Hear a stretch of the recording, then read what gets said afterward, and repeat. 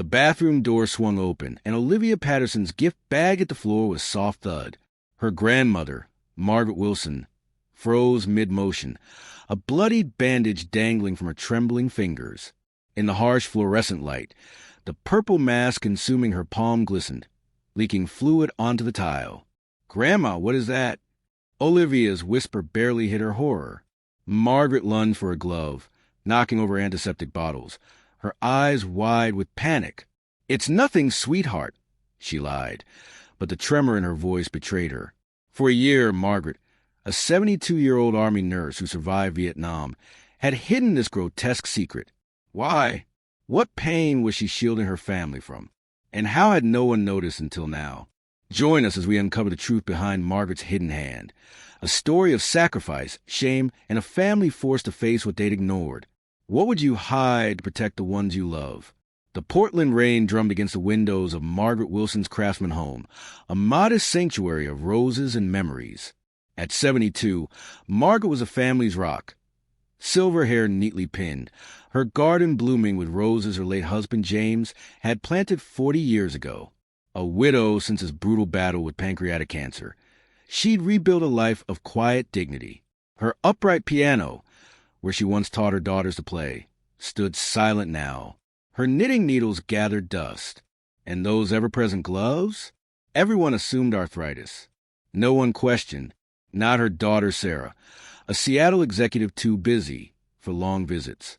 Not Rebecca, planning her wedding across the river in Vancouver. Not even Olivia, her granddaughter, who visited weekly but missed the signs. Olivia, 32, a grade school teacher with her grandmother's compassionate eyes, stood in that bathroom doorway on a crisp February afternoon. She'd planned a surprise visit with a gift bag of homemade cookies. But the sight of Margaret's hand, swollen purple, weeping fluid, froze her. "Grandma, how long?" Olivia's voice cracked as she fumbled for her phone. Margaret's face, lined with pain she'd hidden for months, crumpled. "It's not what you think," she said, but her eyes darted to the spilled antiseptic, betraying her. Olivia's mind raced. How had they missed this?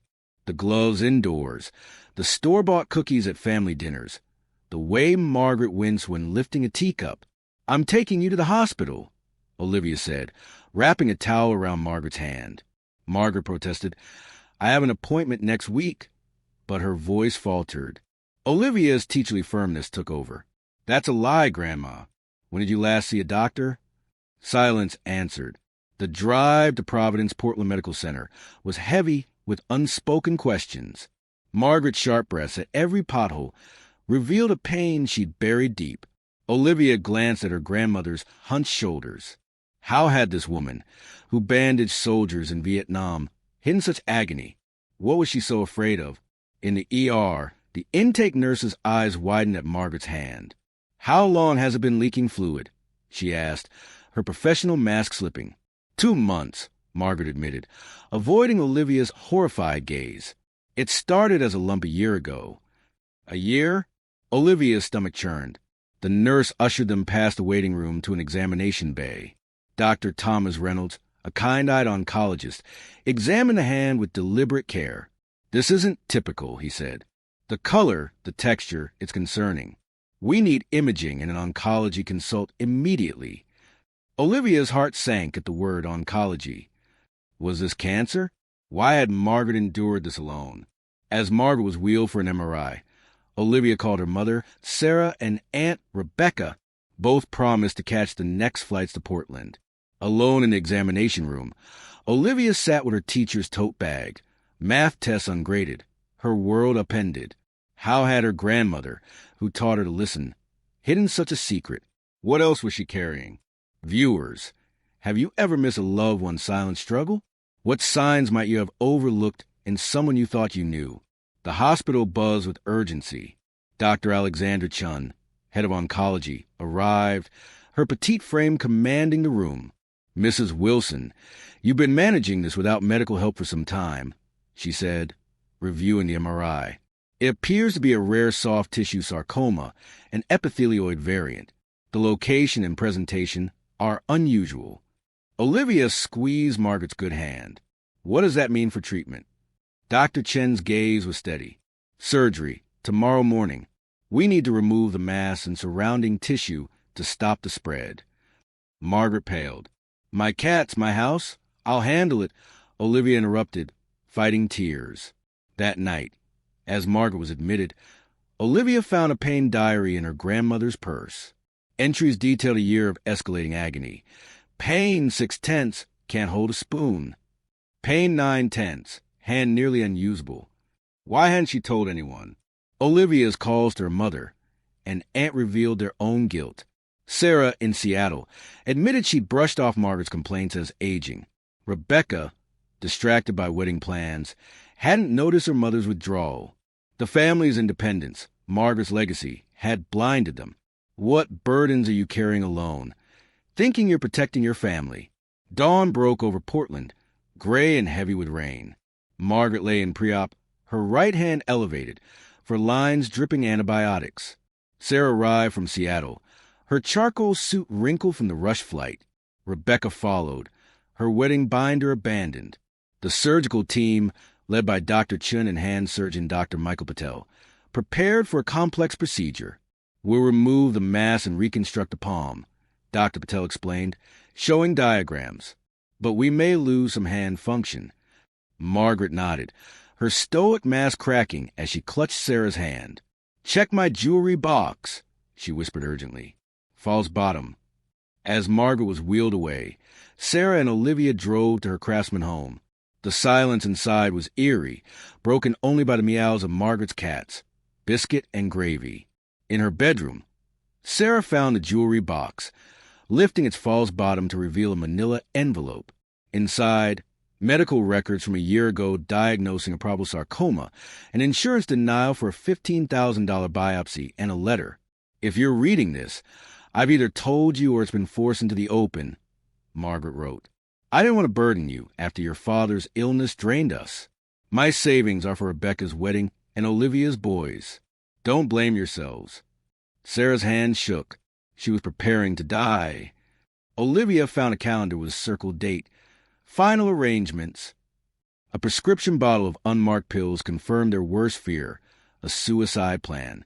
She thought she was sparing us, Sarah whispered, pacing the kitchen. Like Dad's cancer. Olivia clutched the pain diary, its final entry chilling. Pain 9/10. Running out of options. Plan B by month's end. How had Margaret, who nursed soldiers through war, planned her own death rather than ask for help? Viewers, what would drive you to hide such pain from your family? Back at the hospital, the surgery stretched past 6 hours. Dr. Chin emerged, her face grim. The tumor was more extensive than we thought, infiltrating deeper tissues. We removed it, but she's weak from malnutrition and pain. Sarah's corporate composure faltered. Will she be okay? Dr. Chin hesitated. We're cautiously optimistic, but her condition's fragile. In the ICU, Margaret looked small, her bandage hand elevated, monitors beeping. Sarah sat vigil, whispering, You're not a burden, Mom. Rebecca and Olivia joined, their guilt palpable. How had they missed the signs? The gloves, the silent piano, the store-bought cookies? Days later, a second surgery was needed for a bleed, an infection. Dr. Chin stabilized Margaret, but warned, the next 24 hours are critical. The family took shifts, each grappling with their role in Margaret's silence. Sarah, the driven executive, realized she prioritized work over her mother's subtle cries for help. Rebecca saw her wedding obsession had blinded her. Olivia, hiding her own crumbling marriage, recognized she'd inherited Margaret's stoic facade. What secrets are you keeping to maintain an image of strength?